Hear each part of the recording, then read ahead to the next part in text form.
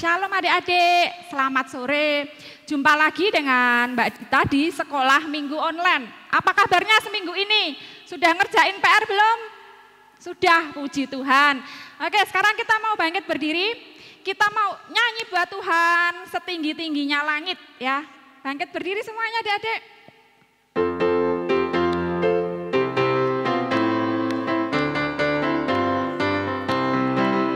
Setinggi-tingginya langit, lebih tinggi kasih Yesusku. Sedalam-dalam lautan, lebih dalam kasih Yesusku.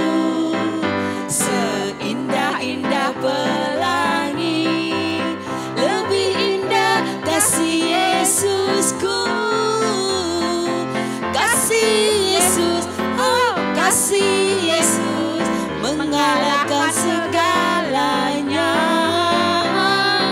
Kasih Yesus, kasih Yesus mengalahkan segalanya.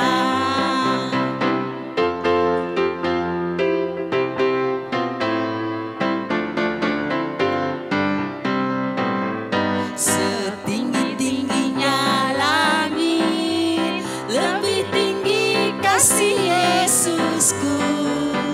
Sedalam-dalam lautan, lebih dalam kasih Yesusku. Seindah-indah pelangi, lebih indah kasih Yesusku.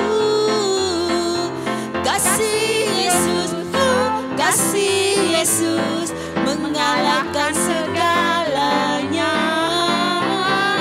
Kasih Yesus, kasih Yesus mengalahkan segalanya. Nah adik-adik, kita tadi udah memuji Tuhan dengan lagu setinggi-tingginya langit.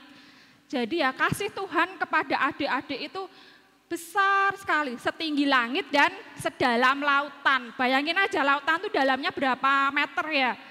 Itu Tuhan, kasih Tuhan kepada kita sebesar itu, bahkan lebih dalam daripada lautan. Nah adik-adik, kita mau doa pembukaan sebelum sekolah minggunya dimulai. Kita berdoa dulu.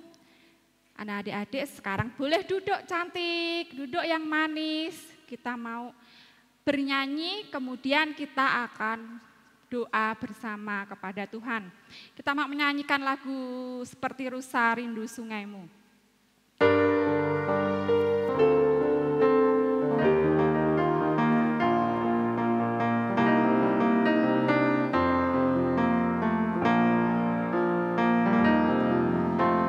Seperti rusa rindu sungaimu, jiwaku rindu Engkau.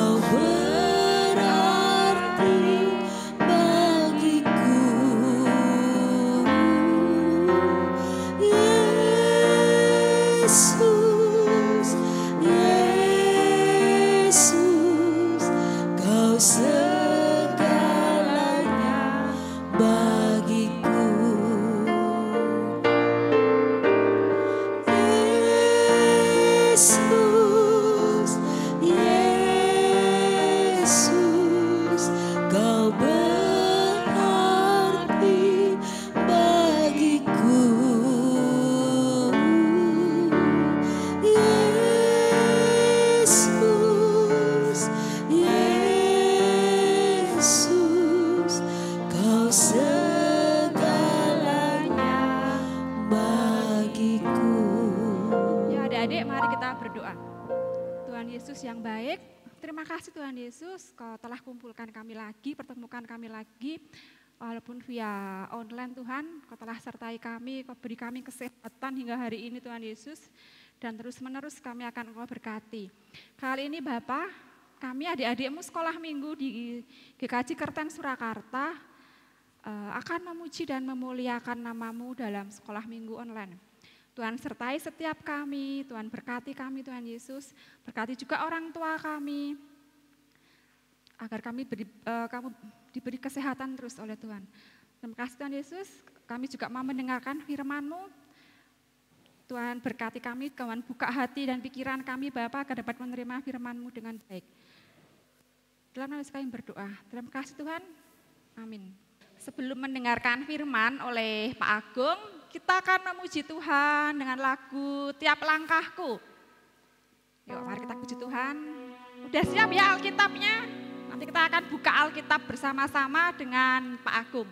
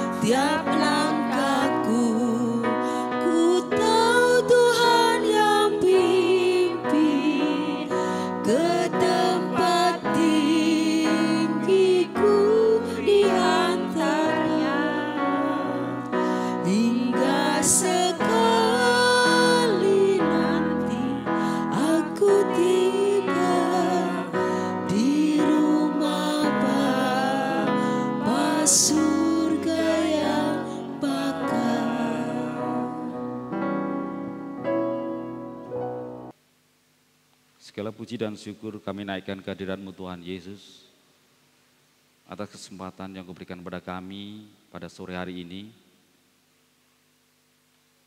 Di tengah cuaca yang kurang menentu, kami percaya Tuhan akan menguatkan jiwa kami, Tuhan menguatkan raga kami untuk menghadapi situasi yang kurang baik. Dan kami percaya Tuhan Yesus akan menjaga kami. Dan kesempatan pada saat ini Tuhan, berkati kami di dalam kami menyampaikan firman Tuhan, hanya kehendak-Mu saja yang terjadi. Dalam nama Tuhan Yesus Kristus kami naikkan doa ini. Amin. Shalom anak-anakku yang terkasih dalam Tuhan Yesus Kristus. Selamat sore. Walaupun cuaca yang tidak menentu pada akhir-akhir ini, tapi kami percaya Tuhan Yesus akan memberikan kesehatan kepada anak-anakku terkasih, sehingga dapat melaksanakan kegiatan dari pagi hingga sore hari ini. Dan pada kesempatan sore hari ini kita akan bersama-sama merenungkan firman Tuhan yang cukup panjang, tapi tidak apa-apa nggih. Nanti bisa kita bersama-sama merenungkan firman Tuhan ini dengan baik. Firman Tuhan pada kesempatan sore hari ini terambil dari Lukas 10. Anak-anak siapkan Alkitabnya, jangan lupa dibuka.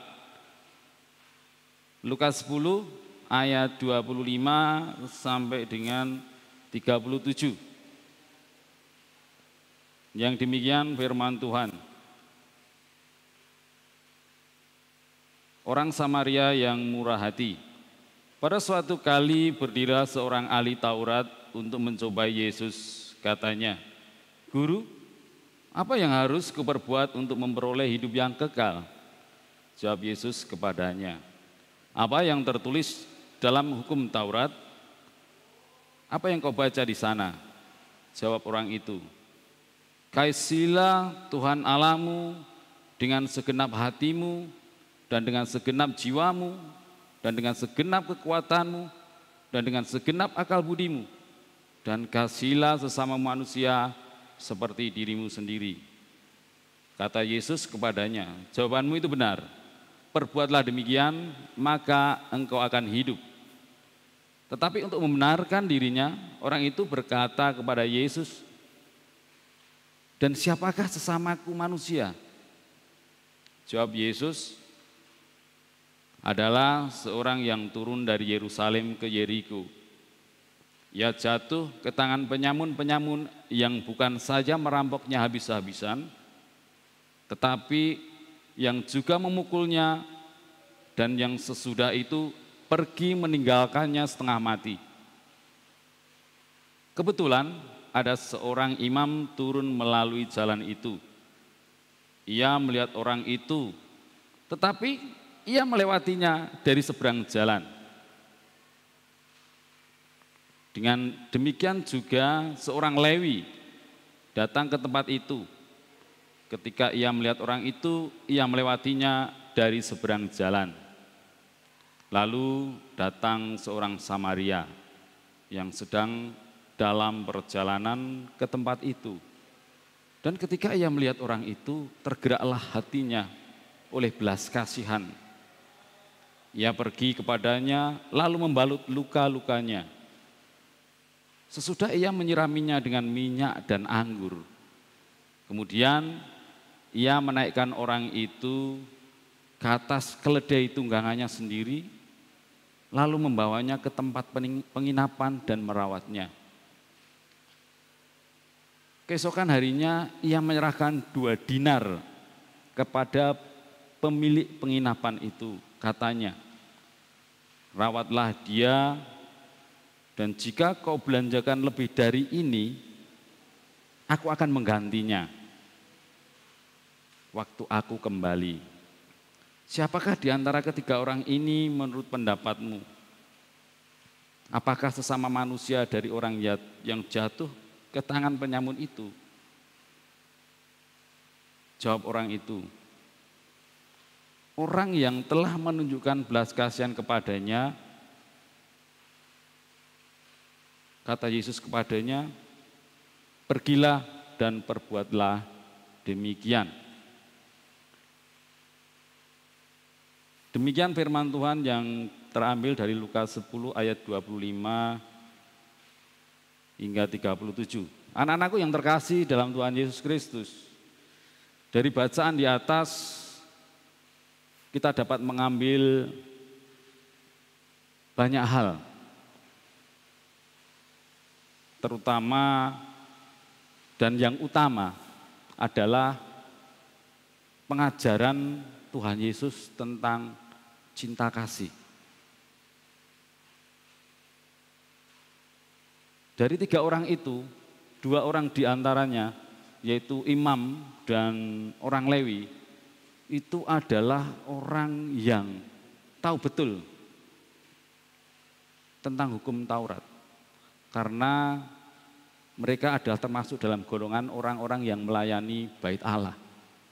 Dibandingkan dengan orang Samaria yang menurut orang Yahudi itu adalah orang keturunan yang sering dihina dan dikucilkan, dan mereka orang Yahudi tidak mau bergaul dengan orang Samaria. Tetapi kenapa justru orang yang dikucilkan itu mau membantu dan menolong orang yang bukan dari golongannya?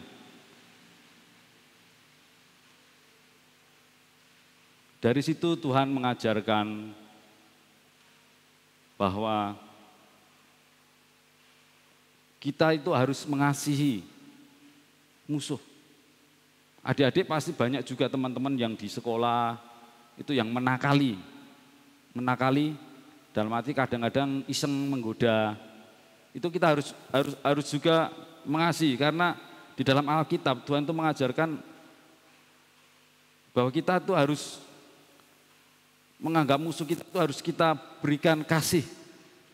Maksud dan tujuan Tuhan itu adalah menyuruh kita agar mengasihi musuh kita itu agar kita tetap menebarkan kasih. Sehingga musuh kita pun melihat bahwa sifat kita yang berbeda dari manusia dunia umumnya, bahwa Tuhan ada di dalam hidup kita. Kemudian kita tidak boleh membalas kejahatan dengan kejahatan. Sebab biar Tuhan sajalah yang menentukan dan menghukum. Karena tugas kita adalah membalasnya dengan kebaikan dan kita memberkatinya. Kemudian mengasihi Tuhan. Seperti yang tertulis di ayat 26, Lukas 10 ayat 26. Jawab Yesus padanya, apa yang tertulis dalam kitab Taurat? Apa yang kau baca di sana? Jawab orang itu, kasihilah Tuhan Allahmu dengan segenap hatimu, dan dengan segenap jiwamu, dan dengan segenap kekuatanmu, dan dengan segenap akal budimu, dan kasihilah sesamamu manusia seperti dirimu sendiri. Kasih yang dimaksud ini dengan memberikan hidup kita untuk Tuhan pegang, dan taat pada semua rencana yang telah Tuhan susun dalam hidup kita. Kemudian kita juga diajarkan untuk mengasihi orang yang menderita.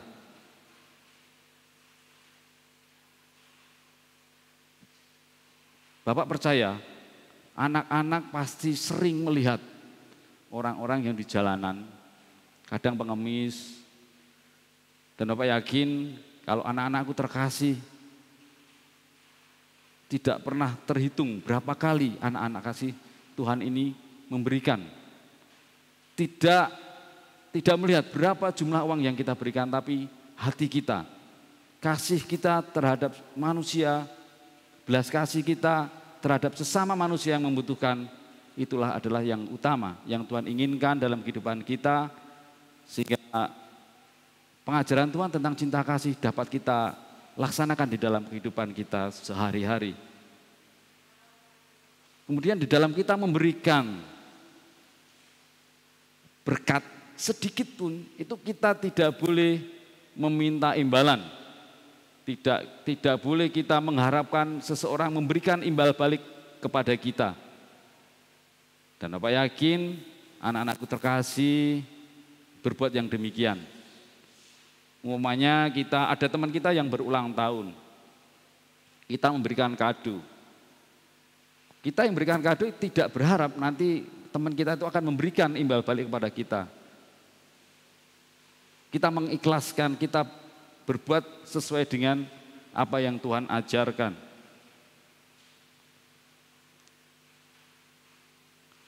Jadi kita tidak akan menerima upah dari Tuhan bila kita sudah menerima imbalan dari manusia.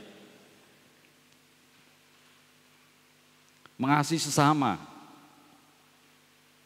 Di dalam Matius 22 ayat 39 dikatakan, dan hukum yang kedua yang sama dengan itu ialah kasihilah sesama manusia seperti dirimu sendiri. Mengasihi sesama bukan hanya kita mengasihi kepada yang seagama dengan kita, tidak segolongan dengan kita, tetapi kita juga mengasihi kepada semua orang. tanpa memandang ras, suku, agama, dari golongan apapun itu, kita adalah sesama manusia. Kemudian mengampuni dan jangan menaruh dendam. Tuhan adalah pribadi yang lembut dan panjang sabar. Dia pasti akan mengampuni kita apabila kita memohon ampun atas segala dosa dan kesalahan kita. Kita juga harus bisa menerapkan hal itu dalam kehidupan kita sehari-hari. Jangan membuat hati orang lain tersinggung atau terluka, terutama kepada orang tua kita, saudara kita, terlebih-lebih kepada Tuhan. Kita harus benar-benar mengasihi seturut dengan kehendak Tuhan. Kemudian di dalam kehidupan keluarga, kita tuh harus menghormati orang tua. Hormatilah ayahmu dan ibumu supaya lanjut umurmu di tanah yang diberikan Tuhan Allahmu kepadamu. Keluaran 20 ayat 12. Orang tua kita adalah wakil Tuhan di dunia ini. Sehingga apapun yang telah diputuskan atau diperintahkan orang tua kita adalah merupakan kewajiban bagi kita, anak-anaknya, untuk mematuhinya. Misalnya, ibu lagi membutuhkan sapu. Nah, tolong ambilkan sapu di belakang pintu sana ya. Iya Bu. Nah, tolong ambilkan sendok atau tolong cucikan sendok yang jatuh itu. Itu adalah suatu wujud kepedulian kita terhadap orang tua, menghormati orang tua kita.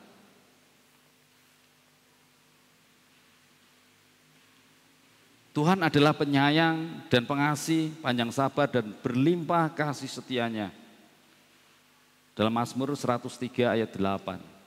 Sebab Tuhan adalah pribadi pengasih, sabar dan penuh dengan kasih. Sebagai umatnya, maka kita harus mengikuti jejak dan pengajaran Tuhan. Menebarkan kasih melalui kata-kata yang baik. Banyak dari kita terkadang di sekolah kalau kita merasa tersinggung, acap kali, bahkan seringkali yang keluar itu kata-kata yang tidak baik. Itu harus bisa kita hindarkan. Sebab kasih itu tidak cuma hanya perbuatan, kata-kata pun kalau kita bisa menerapkannya, bukan suatu hal yang tidak mungkin bila seseorang akan mengasihi kita. Oh, si A itu kata-katanya bagus, baik. Umpamanya misalnya teman kita memberikan roti. Padahal kita tidak butuh, kita sudah kenyang. Dari ibu kita sudah diberikan bekal di sekolah. Tapi alangkah baiknya kalau kita menerimanya dan mengucapkan terima kasih ya atas kebaikanmu, atas perhatianmu.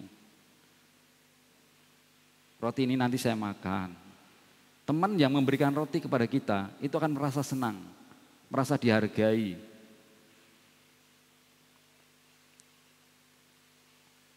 Jadi apa yang kita ucapkan itu selalu mencerminkan kasih. Kemudian kita juga harus rela berkorban. Walaupun tidak harus berwujud nyawa, tapi kita memberikan harta benda, kita memberikan kebisaan kita, itu juga merupakan suatu wujud untuk mencintai Tuhan melalui perbuatan kita. Memberikan sesuatu dengan rela hati, jangan memberikan sesuatu dengan terpaksa. Di sekolah atau dalam waktu kita bergaul, teman kita sedang membutuhkan, umpamanya pengen pulang naik angkot, nggak punya uang. Kita ada uang, alangkah baiknya kalau kita bisa memberi. Tapi dengan keikhlasan, jangan terpaksa. Jadi teman yang kita bantu itu akan merasa bersyukur atas bantuan yang kita berikan. Kemudian kita harus bersyukur senantiasa. Bersyukur adalah hal yang harus kita lakukan untuk mengucapkan terima kasih atas perbuatan Tuhan yang baik atas kehidupan kita. Dengan bersyukur membuat hidup kita menjadi lebih nikmat karena kita dipenuhi dengan rasa sukacita dalam setiap perkataan dan perbuatan kita.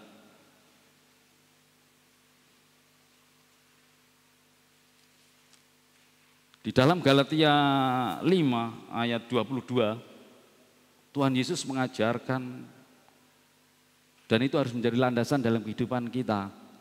Dalam kehidupan kita bersosial, kehidupan anak-anakku yang di sekolah atau di pergaulannya di kehidupan lingkungan masyarakat. Galatia 22, tetapi buah roh ialah kasih, sukacita, damai sejahtera, kesabaran, kemurahan, kebaikan, kesetiaan, kelemah lembutan, penguasaan diri. Tidak ada hukum yang menentang hal itu. Bapak berharap anak-anakku yang terkasih bisa menerapkan pengajaran Tuhan, baik itu dalam kehidupan keluarga bersama orang tua, terlebih lagi di dalam kehidupan di luar sana, di dalam kehidupan sekolah, di dalam kehidupan bersosial kemasyarakatan. Itu harus menjadi landasan dalam kehidupan anak-anakku terkasih. Terlebih lagi anak-anakku pada saat ini kita sama-sama dengan saudara-saudara kita yang di belahan bumi manapun mengalami hal yang sama. Kita harus tetap menjaga kesehatan anak-anakku. Jangan membantah perintah orang tua. Orang tua kita adalah wakil Tuhan yang membimbing kita dalam kehidupan keseharian kita.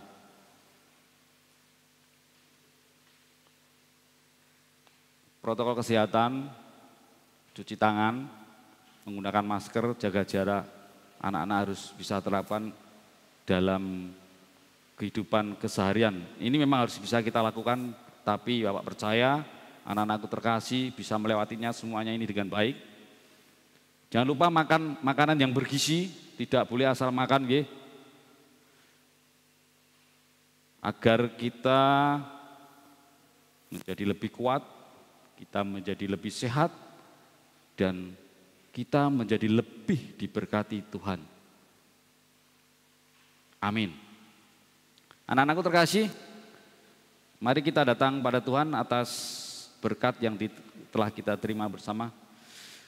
Terima kasih Tuhan Yesus atas berkat-Mu, Kau berikan kepada kami kesempatan untuk bersama-sama mendengarkan firman Tuhan di dalam Lukas 10 ayat 25 hingga 37 tentang orang Samaria yang murah hati.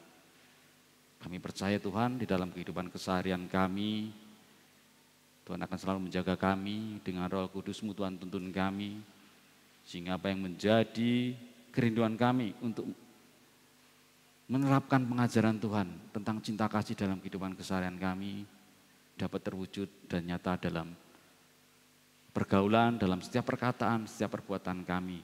Di dalam kami melakukan kegiatan, kemasyarakatan kami dalam kehidupan keluarga, terselip dosa dan kesalahan, kami mohon pengampunan Tuhan. Terima kasih Tuhan Yesus Kristus. Amin. Gimana adik-adik firmannya? Tadi nyimak enggak? Nah tadi Pak Agung bilang kalau kita dibully teman-teman, kita harus tetap mengasihi seperti Tuhan yang sudah mencintai kita ya. Adik-adik tahu enggak Tuhan itu cinta semua anak di dunia. Baik yang kulitnya kuning, putih atau hitam seperti saya tuh ya, Tuhan cinta semuanya. Enggak pandang bulu. Nah sekarang kita bangkit berdiri, kita mau nyanyi Yesus cinta semua anak di dunia. Kita mau sambil persembahan, tadi belum persembahan ya. Yuk kita mau persembahan, kita nyanyi Yesus cinta semua anak di dunia.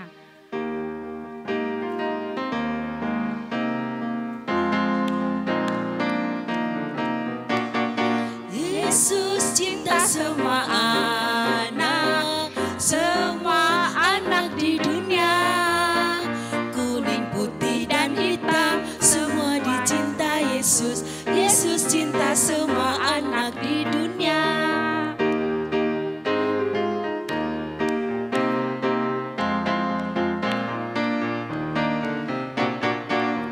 Yesus cinta semua bangsa, semua bangsa di dunia. Kuning, putih, dan hitam, semua dicinta Yesus. Yesus cinta semua bangsa di dunia. Kita mau berdoa untuk menutup sekolah minggu online kali ini. Ya, mari kita berdoa.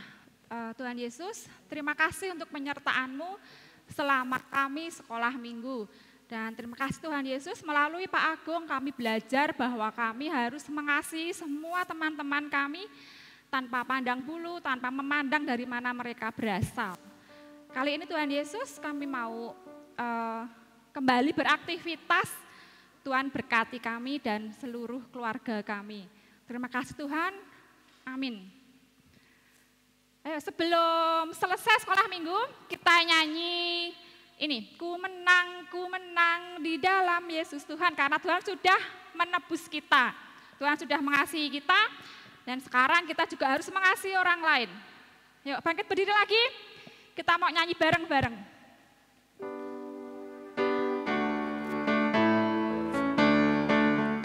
Ku menang bersama Yesus Tuhan. Ku menang di dalam peperangan. Ku menang atas segala